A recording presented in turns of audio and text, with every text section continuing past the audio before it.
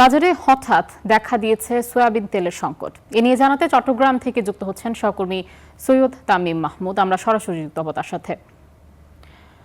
তামিম, চট্টগ্রামে কি সয়াবিন তেলের সংকট দেখা দিয়েছে কিনা, কি পরিস্থিতি দেখছেন সেখানে?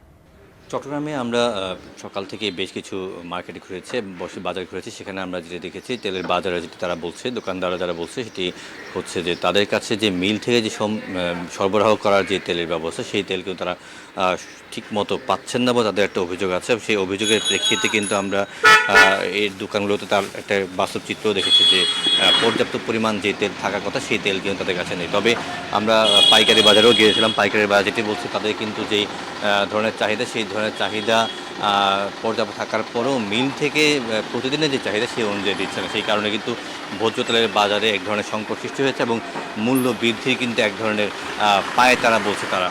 আমরা দেখেছি যে মণ প্রতি প্রায় ১০০ থেকে ১৪০ টাকা পর্যন্ত কিন্তু এরই মধ্যে ভোজ্য তেলের দাম বৃদ্ধি পেয়েছে। যদিও চট্টগ্রাম বন্দর এবং বন্দরের বহির্নোঙরে কিন্তু প্রায় ১১টির বেশি জাহাজ কিন্তু এই ভোজ্য তেল নিয়ে অবস্থান করছে এবং সেখানে আমরা যতটুকু জানি প্রায় ৩.৫ লাখ টনের বেশি কিন্তু সয়াবিন আছে, যা কিন্তু বাজারে অস্থিতিশীল পরিস্থিতি তৈরি করার কথা না। তবে মিল মালিকরা যেটি বলছেন, এই ভোজ্য তেলের চাহিদা যেহেতু ডিজেলের যে সংকট আছে, সেই ক্ষেত্রে পরিবহনের বিষয় আছে এবং যেসব যন্ত্রপাতিগুলো চলে, সেগুলোতেও ডিজেল প্রয়োজন হয়। মূলত ডিজেল সংকটের কারণেই তাদের উৎপাদন ব্যাহত এবং উৎপাদনের সাথে সরবরাহ যে সেই চেইন ব্যাহত হওয়ার কারণেই কিন্তু এই সংকট দেখা দিয়েছে এবং যত দ্রুত সম্ভব তারা এই সংকট দূর করবে বলে তারা জানিয়েছে। এবং আমরা যারা ভোক্তা অধিকার আছে তাদের সাথে কথা বলেছিলাম, তারাও বলছেন যে এইভাবে আসলে কোনোভাবেই কিন্তু ভোজ্য তেলের দাম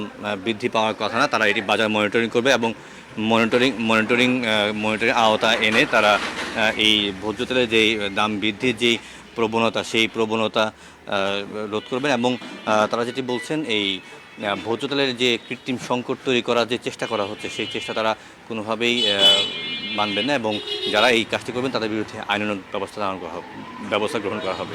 এই ছিল চট্টগ্রামের থেকে আমার কাছে সবশেষ সংবাদ।